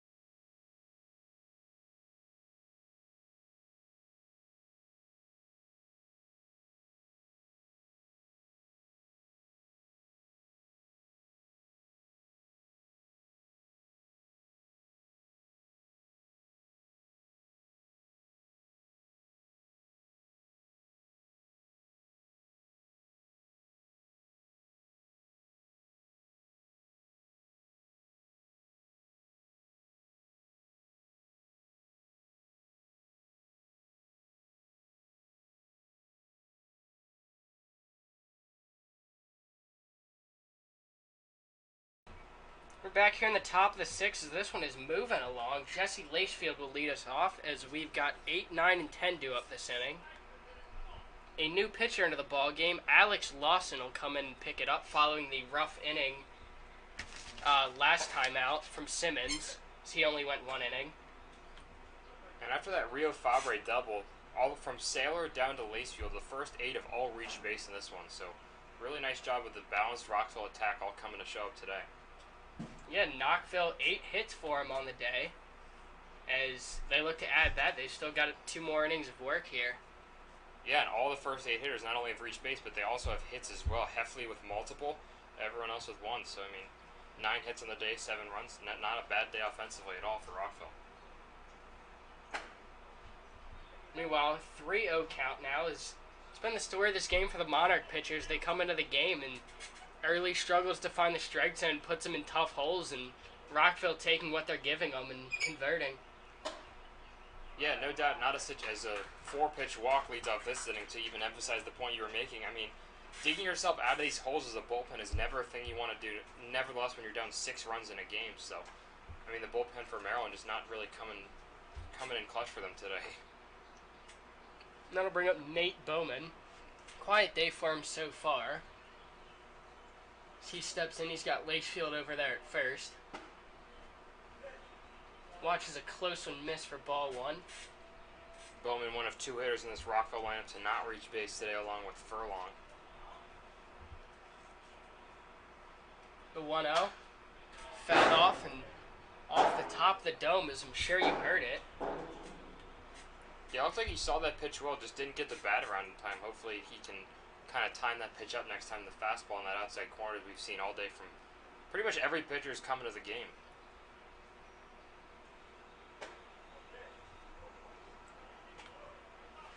Wow, nice off-speed pitch there from Simmons. A lot of break on that one. Didn't come front door like he wanted it to. Didn't come back across the plate, but certainly something he shows in his arsenal there. Lawson a check on first, the 2-1 on its way. And another late swing by Bowman is trying to calibrate the timing here. A little late on the fastball.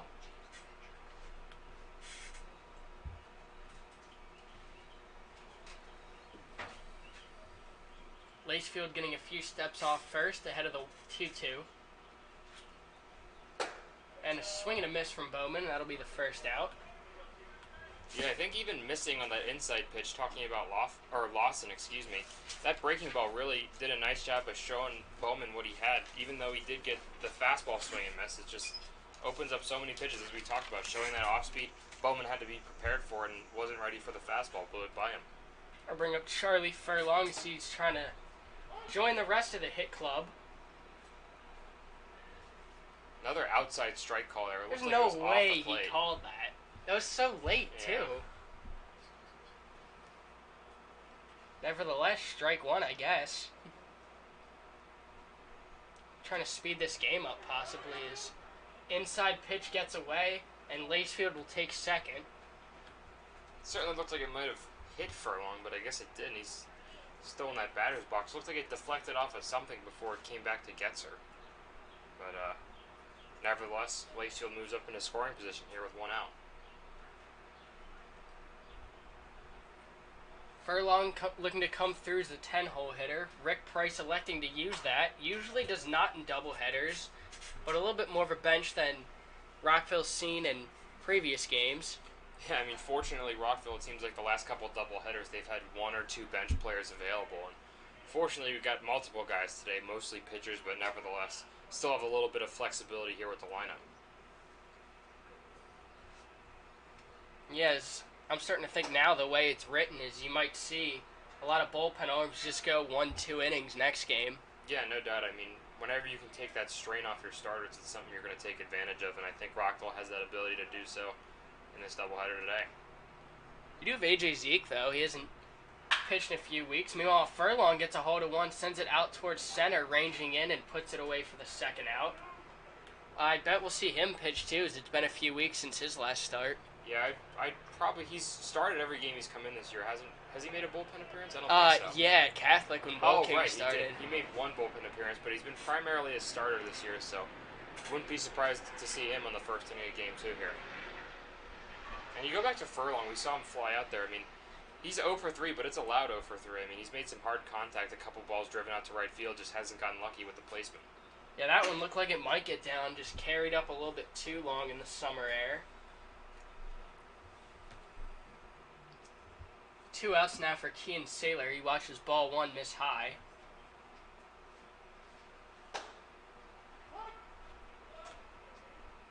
He 1-0's right back in there. Evens the count at 1. Going right back to that outside corner. Saylor already reached base a couple times in this ball game. Certainly something you love to see out of the leadoff spot. Yeah, I mean, this whole Rockville lineup really has done a really nice job of keeping the line moving, excuse me. Saylor already on base twice today.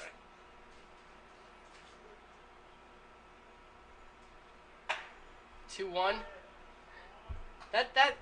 I'm sorry. I get wanting to speed the ball game up, but that's in the other box. I don't know. I think he's called it pretty frequently though. Certainly it looks like it's a little bit outside, but I think if you're gonna call it once, you got to keep calling it. That's what he's doing here. Meanwhile, here's a ground ball up the middle. This will score Lacefield. As Rockville, an 8-1 ball game. Saylor, his 3rd time on base. What a day out of the leadoff spot for Sean Saylor. I mean, or Kean, excuse me, but. He's reached base, 3 times now? 2 base hits. That's his first RBI on the day, but really doing a really nice job with this leadoff role, which he seems to have assumed pretty recently here in this lineup. Yeah, and that, like you said, once the leadoff man gets on, it sets up the middle of the order, as that's Steven Orsini. First pitch ground ball to second base should end the inning, however. As that it does. We're going to have to leave it there. Rockville scoring again, making this an 8-1 ball game when we come back.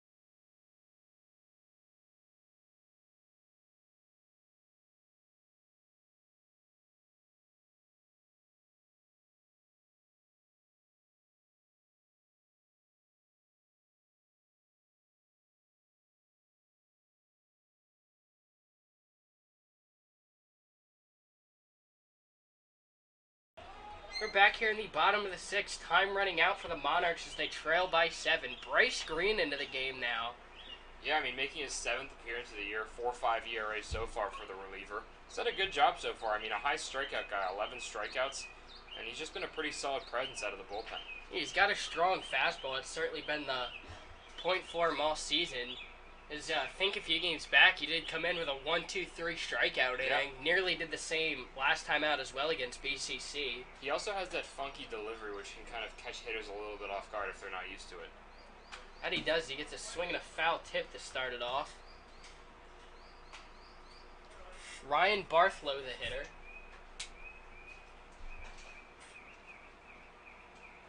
I wonder if Green's got the pig out here. Is the rally pig was the guy who did it at Latonia.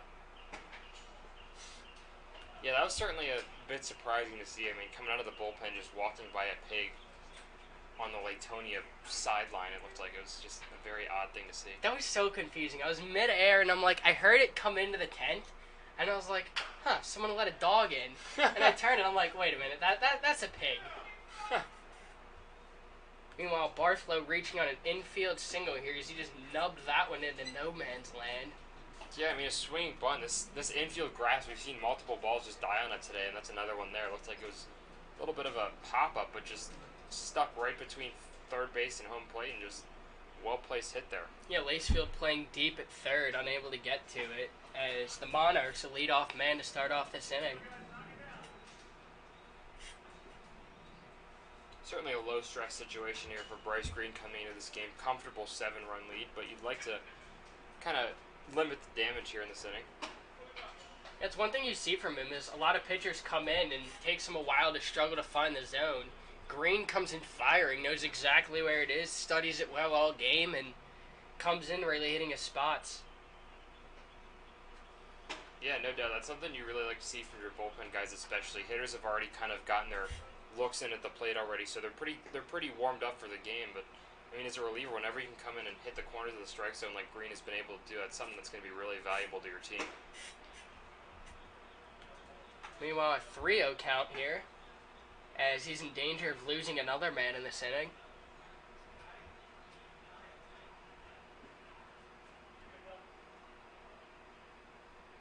To Young, right down the middle. Young taking.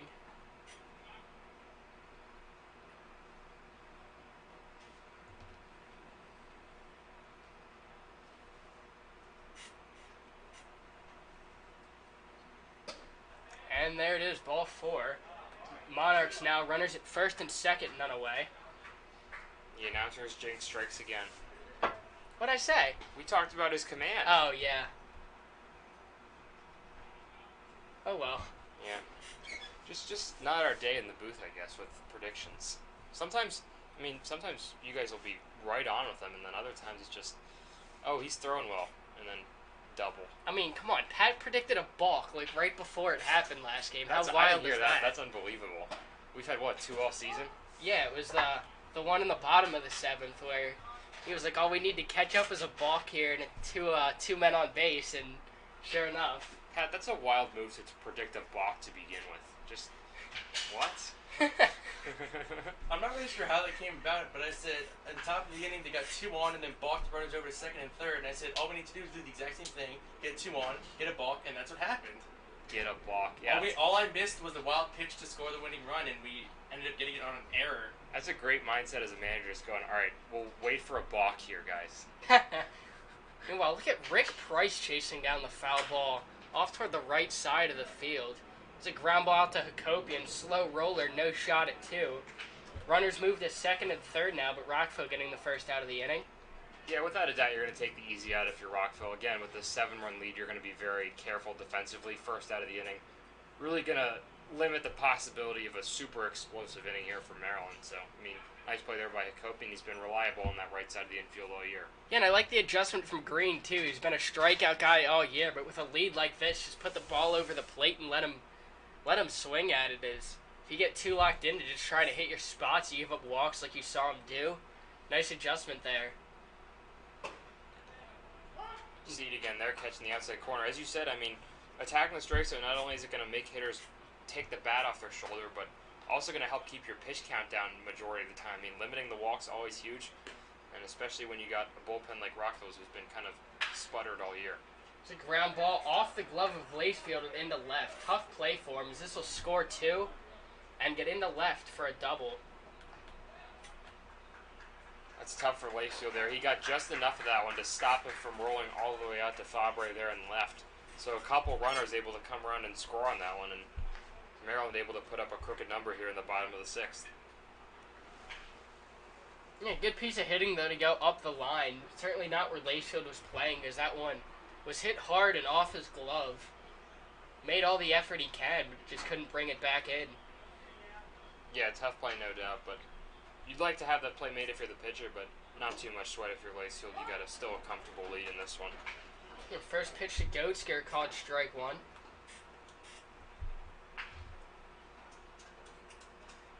Not bad on our end. We got his name by the 6th inning. Yeah, a lot of consonants in that one.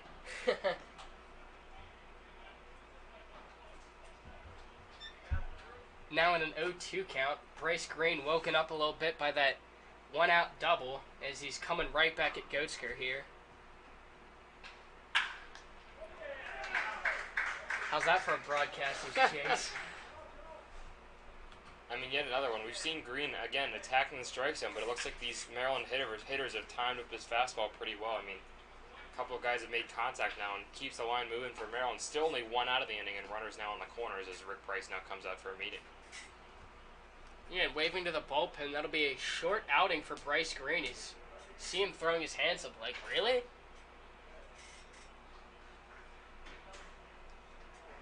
But it looks like A.J. Zeke is coming in. Wow. That is Zeke. Interesting move. I would have thought he'd be starting game 2. Yeah, I thought so too, especially with Green. I mean, he's been on, he threw an inning the other day, but I mean, his pitch count was pretty low in that one still, so I figured he'd have a bit more of a leash in this one, but understandably frustrated as he goes back to the dugout. Yeah, I mean, I would be. He was throwing strikes. The Maryland hitters just had him timed up, and I guess Zeke, he's got that off speed. That has to be the thinking here with that move. Yeah, I mean, even with the extended bullpen for Rockville, you still got a 5-run lead, and regardless of how many pitchers you've got on that back end, you'd like to limit the arm usage as much as possible. We've talked about with the schedule multiple times, and just not too much leeway there for Green as he heads back to the dugout. I mean, Rick Price, of course, trying to stay on top of this lead. You rarely see him make moves mid-inning, especially with a lead like this. But I guess just didn't have the right feeling with Green. Yeah. As he was getting hit around a little bit, and we'll see if AJZ can take him the rest of the way. Yeah, I mean, as you said, he doesn't really make a whole lot of moves mid-inning a lot unless you hit a guy on your first I was just gonna say. Yeah, that was unfortunate, but I mean, otherwise, yeah, it seems like he's pretty confident in his pitchers to finish off innings. Just Green unable to get the vote of confidence from his manager there. Not that Rick Price hasn't been confident in Green this year. He's thrown him out for 7 games of the year, but I mean, obviously a shorter leash today than usual. That's the thing too. If you're Green, like, yeah, you're frustrated, but at the same time, trust your manager. Yep. He tries to make the move in his best interest and pick up a win here. Obviously, he's got some confidence in the rest of his pitchers on the bench, and Zeke getting a later entrance into a game than he's used to. I think I've been watching in this warm-up that he's thrown majority breaking ball. See how that comes into play is Green threw mostly off fastballs. I think that's something you kind of do when you get on the mound, kind of get a feel for your off-speed pitches early on, make sure they're not flying to the backstop or anything, so not too out of the ordinary there. I expect Zeke to kind of go fastball heavy, as he usually does in his appearances. I mean, trying to balance it with the off-speed a little bit, but top of the order due up, and Bishop back in the box. He's got runners on first and third with 1 out. I mean, to your point, though, it seems like these Maryland hitters have timed up the fastball pretty well, so, I mean, he may be looking to throw more off-speed in this inning. Who knows? You see Bishop now, 2 hits in the day already for him. Meanwhile, Pops went straight up, and Zeke giving way for Heffley. A tough play, and McMath comes sliding in. Heffley to his knees, and Rockville gets it out on the play. See Heff and McMath hug it out for the second out. That's a great play by Heffley to jump out from behind the plate there. It looked like Zeke lost sight of the fly ball in the sun or something, but Heffley had an eye on it the whole time, able to make a sprawling catch in that one, and a big second out for Rockville. Yeah, I like to see McMath on that play too. Usually a high ball up like that yields to first base, as that's where that ball's breaking. Yep. But like you said, a nice play by Heffley to get out there, realized that Zeke didn't have it, and really took charge and made that second out there. Next pitch is a ground ball stopped by McMath. He'll touch first, and Rockville quickly out of this inning. A.J. Zeke coming in with a force. Rockville holding on to an 8-3 lead as we head towards the 7th.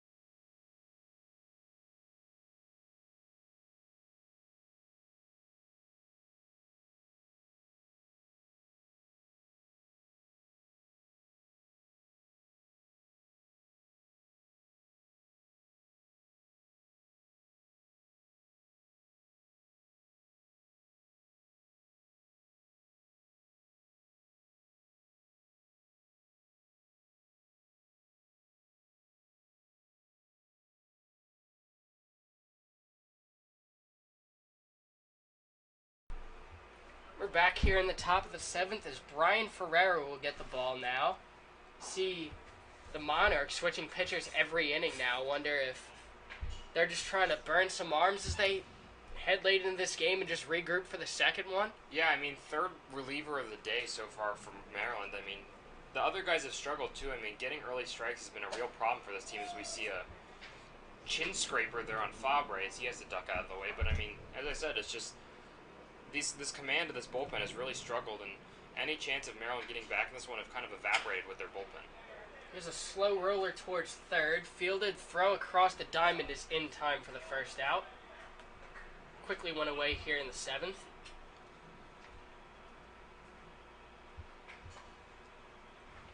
And if you're Rockville, you're trying to pour it on, or you're just trying to wrap up quickly and get into the second game here? I think you're trying to get on any way you can, but you're not really stressing too much if you just kind of get a couple outs quickly here. But I mean, obviously you're trying to get runs across in every inning, but I don't think it's nearly like you're not going to see any bunts or anything to move runners over or anything like that. I don't think out of Rick Price, but I guess we'll see as this inning goes along. Half connects on one and sends it out towards the left center gap. Center fielder over, dives and makes a crazy catch. Oh my God! ESPN top 10 for sure. That was unbelievable. McKisson in center field just ranging over and fully extending for that one. As you see the fans on both sides clapping at that, and I am too. A huge hat tip out there. No doubt one of the better plays we've seen all year from any team. Just full extension, leaving the ground, almost parallel to the grass. Yeah, I know. I thought for sure that ball would come jarred loose after he hit the ground, but maintained through impact and secured on a great play in center field. Looked like that was bound for extra bases. McMath now with 2 outs, takes a soft swing and a miss at a curveball.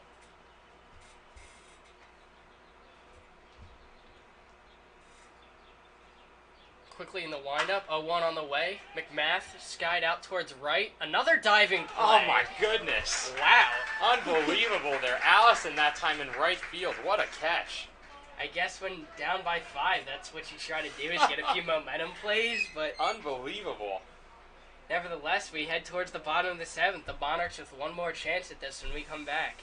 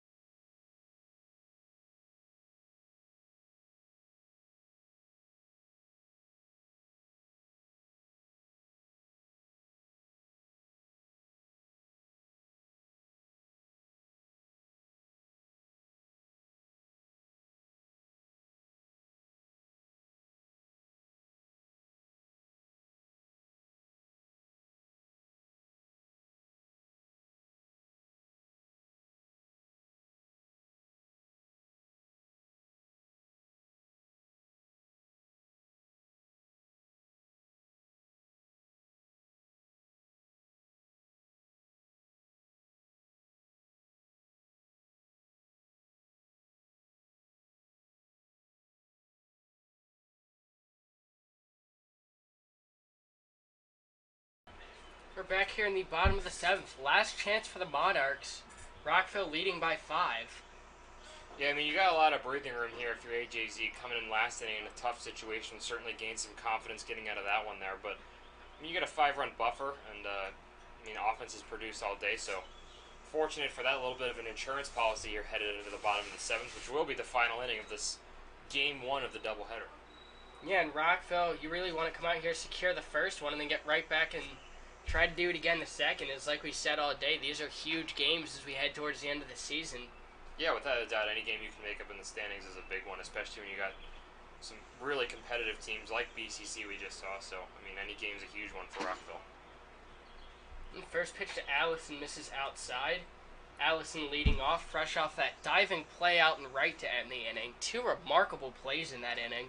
That was truly unbelievable. I mean, that was 2 plays that was really hard hit balls from the Rockville hitters, just unable to get down thanks to 2 outstanding defensive plays by the center and right fielders. I mean, yeah, like I said earlier in this game, the advantage there is that they know this outfield pretty well.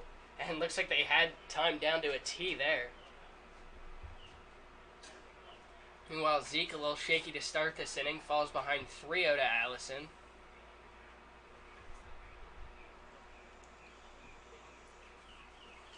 Best way to keep a team quiet is, especially in the last chances, to keep them off the bases. Certainly don't want to give up a walk, but 4 pitches to Allison, and he's on board to start off this inning. Yeah, I mean, not too much of a big deal. I mean, we've seen a couple of leadoff walks so far in this one, but not too much of an issue for Z so far. He's been very good in his command all year. We'll hopefully see him come back in this one. You can see Rick down on the right field side, just barking out orders with the bat, the taped bat. So he's directing traffic, out there in the outfield, as he's got the shift on Quelch again.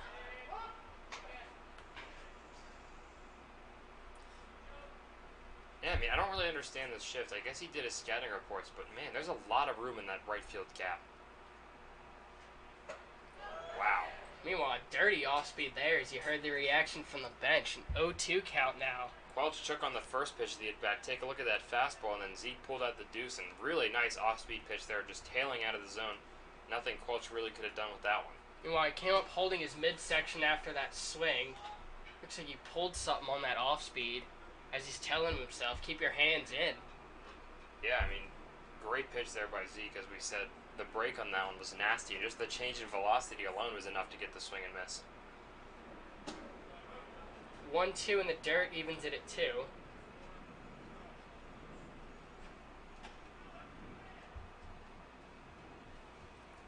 Two to Quelch, who's been quiet out of the cleanup spot. That was a tongue twister. Quelch, cleanup, quiet. That's how we get warmed up here in the broadcast booth, little tongue twisters.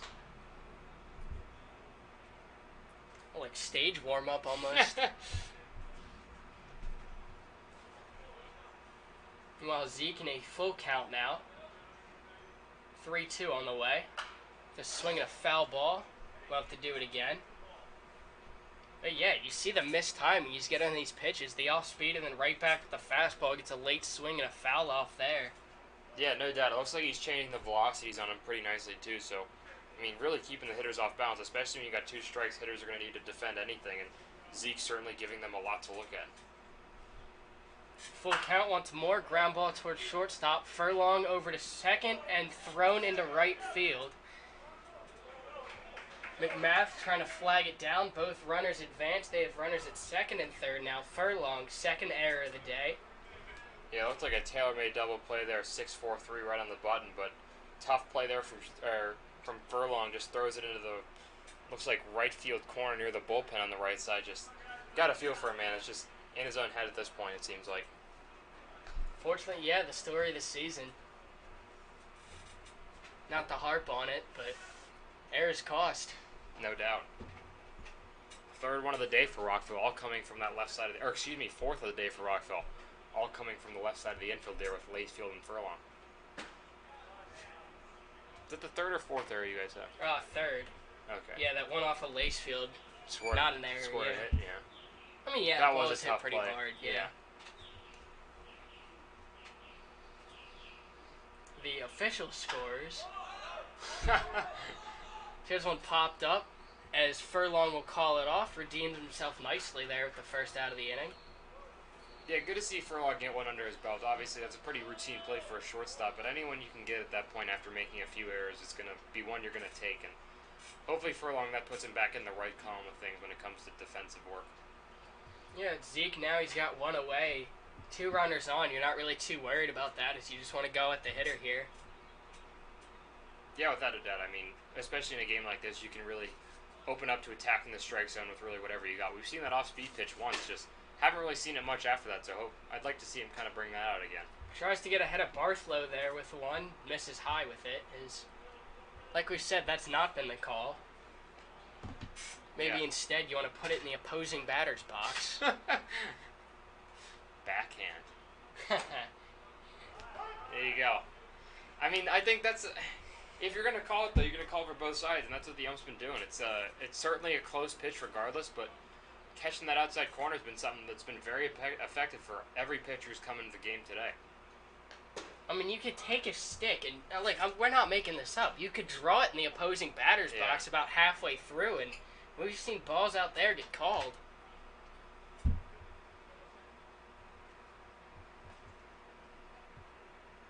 Zeke ahead 1-2. Misses inside, evens the count at 2.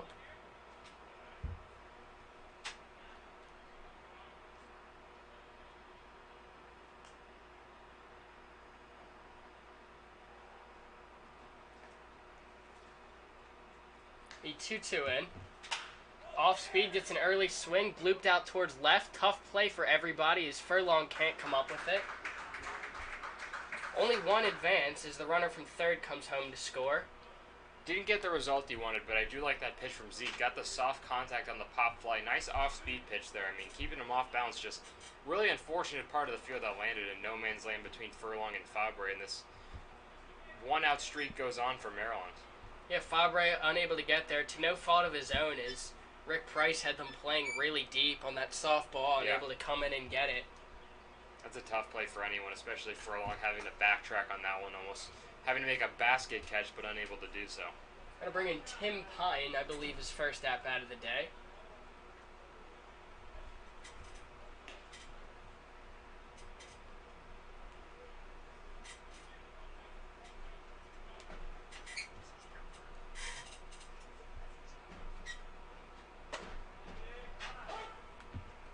And pitching to him. Call it strike. Guess where? Outside corner. I like that one, though. That was a really good pitch, but, I mean, both pitchers, as we've seen, have been very eager to go there. Here's another pop-up out towards left center. Fabre taking charge, put away for the second out. Pretty similar spot as that last one, just a little bit further out, made the play much easier there in left field for Fabre. Yeah, certainly hung up a little bit longer, too, as that was coming from a lefty going out the other way. And down to the last out of the ballgame, it'll be Josh Lance. As he stands in, the Monarchs 2 outs. However, if he does manage to get on, that would bring the tying run to the plate. Sounds weird to say at this point. This game has been pretty one-sided throughout, but I mean, you're right. I mean, as another inning goes by, Maryland gets more base runners, just continuing to really juice up the bags, but just haven't really been able to convert so far. I mean, the hits have been pretty even, and that's what it comes down to, is converting. Is Rockville with 9, Maryland at 7. Much more opportunistic on the Rockville side of things.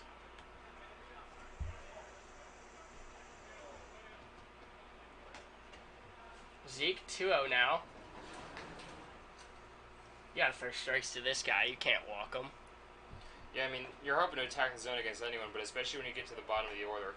Lance had a tough day today, 0 for 3 so far with a strikeout, but we'll see if he can kind of make amends here.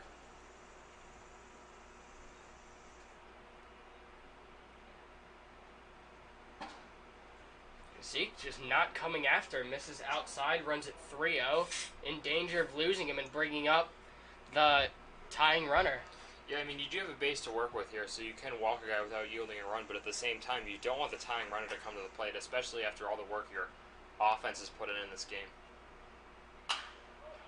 Swinging on 3-0 as he fouls one off towards the right side.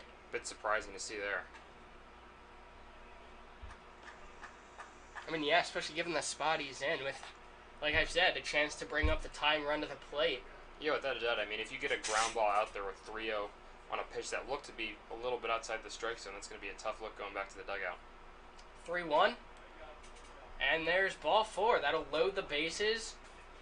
And we've got an interesting one now as the Monarchs, a little bit of light for the first time all game. Feels like all of a sudden, I mean, this has been an 8-1 game and a pretty decisive affair so far, but I mean, Maryland already scratching one run across here in the bottom of the 7th inning, looking to add more here in this one. Yeah, it'll be Jackson Holla, first at-bat of the game, as it'll be quite a big one, as he's got the bases loaded with his team down by 4 and 2 outs. Comes in as the last out, potentially, for this club. Zeke getting ahead 0-1 with a foul ball back.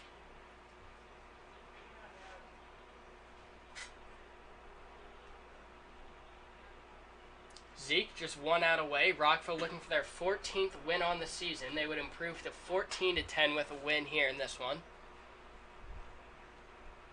Certainly the momentum they're looking for, as they've got one more to play today. Yeah, had a bit of a losing streak there after reeling off 7 or 8 in a row. Can't remember which one it was, but dropped a couple games, but looked like they're rebounding here in this one. I mean, the big win against BCC and now a couple of doubleheader wins here would go a long way. Meanwhile, 1-2 count now, last strike of the ball game. Zeke looking to end it here.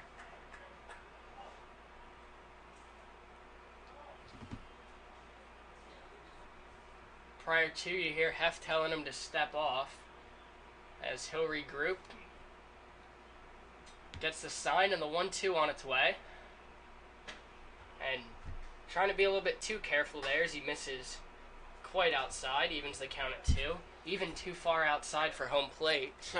Yeah, that's one thing I've noticed. I mean, when I come into games with 2 strikes and 2 outs, sometimes you kind of get a little too fine with your pitches and start to overthink it a little bit. Meanwhile, 2-2. Oof. Tries to go front door with a breaking ball. Looks like it caught, but Maybe no a little call. low. Yeah, I think it might have been a little low. Tough to tell from up here, but it looked like a really nice breaking pitch from Zeke, as you said, going front door on the right-hander there. Meanwhile, push comes to shove here as a full count pitch will walk in run number 5 of the ball game. A 8-5 ball game now. Certainly not what Zeke had in mind.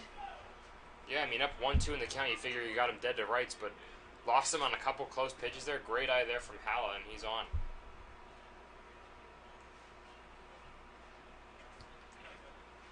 And prior to Goatsker's at bat, Rick will call time and they'll meet on the mound. We're going to take a break here and we come back. Brand new ball game, as we've been saying.